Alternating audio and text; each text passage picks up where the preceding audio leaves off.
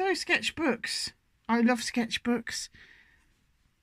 Get all your ideas out on a sketchbook. The amount of times I haven't done that and I've ruined a piece of canvas or a nice piece of watercolour paper just because I've been lazy and haven't worked it out beforehand. It's really worth doing, because I've got literally 6 different compositions here, messing around with different colours, different shapes, different compositions, light and dark, how light it should be at the front, how light it should be going back, sort of thing. So that led to this page. Still writing down how I made these colours. It's always good to go back to as well, to be honest. A little reference, because you really will go, oh, I love that colour. I have no idea how I made it. It takes 2 seconds after you've painted it on there to splodge it there. It takes 2 seconds just to write it down. So, actually, no, that is right.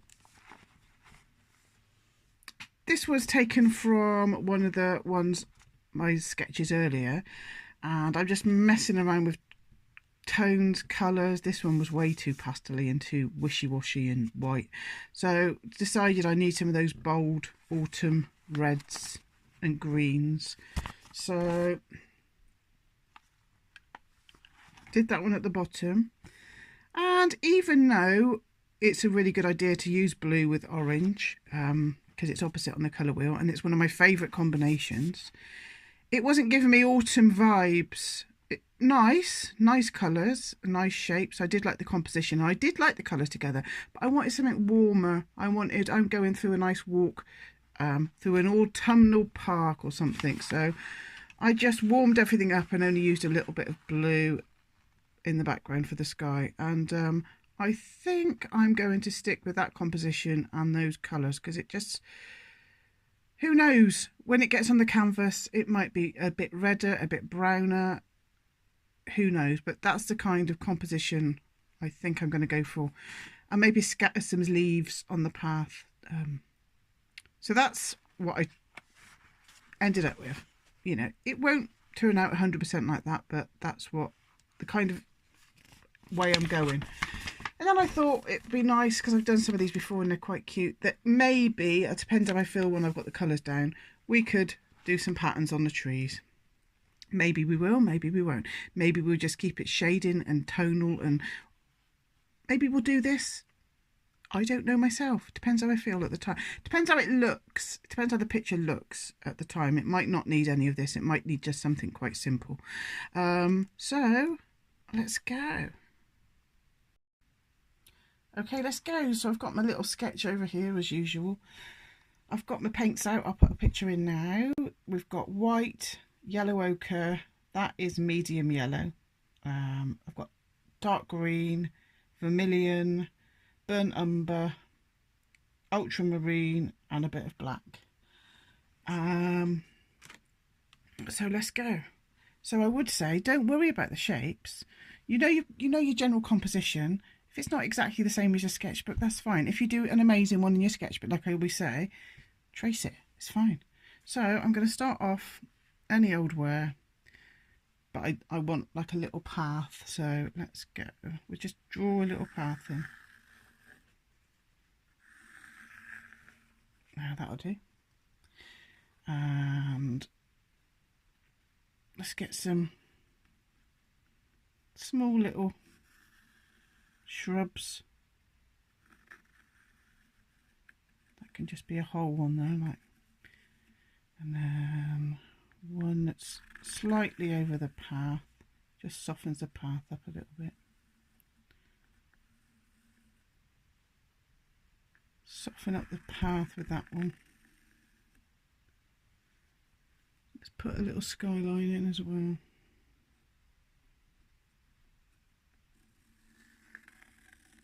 I broke the sky up because I quite like the idea of having a couple of colours in the sky. This is still quite a minimalist one, as they say. And quite like this, so we'll have him coming in from there. It's a bit like a leaf shape, this bush. and one in front. Seriously, practice this. It's not as easy as it looks. I know that sounds ridiculous, but just have a little practice, even if it's a few minutes, just getting your composition right. Go on like that. Path. We'll have a nice tree. And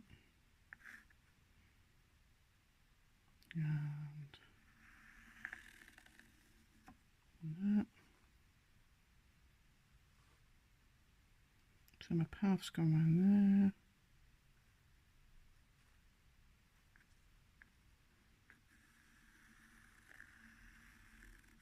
So another tree there. Okay. Similar to the one that I've drawn in my sketchbook. I'm not feeling the shape of this one. It's okay with acrylics because it'll paint over.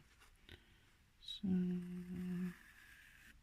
might have them a little bit more like that. And just because I quite like 3, there's something quite nice about 3. It's not on my sketch, but I think, and it sort of follows the mountain round, or whatever that is, the sky, whatever it is. Do I like that? I think I like that. I think I do. Now I'm just going to rub out some of the lines just to remind me what's in front. So rub out a bit of the path to remind me what's in front and what's behind. So this tree's in front, so get rid of that. Always draw your lines back in, don't forget. Get rid of that path. Now putty rubbers, I swear by them. You don't get all that, you know, when you use a rubber and you get all that bubbly business all over the place that you've got to then brush off. Putty rubber just sort of like sucks up the pencil. That's the only way I can describe it, really. Now, I don't like the fact that that line from that tree is in the same as that line, the edge of that bush. I don't like that. So I'm going to make a few amendments. Just make this come out. Give it an interesting shape. That's better. And if we want, we can have, so maybe I'll make that the sky up there. That was going to be the sky. And then maybe just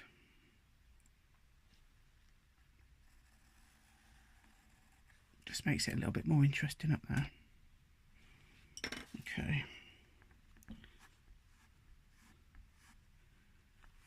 Kind of know what I'm doing now. That one is going to be behind that one, but in front of that one. Just reminds me. Let's try and get rid of some of that.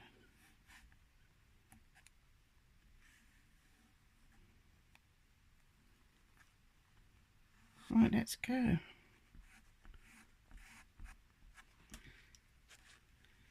Okie dokie. So I'm going to listen to the Mamas and the Papas today. And I have absolutely no idea what you're going to be listening to. Maybe you could mute it. No, don't do that, because every now and again I come in and talk, don't I? Anyway, let's do some painting.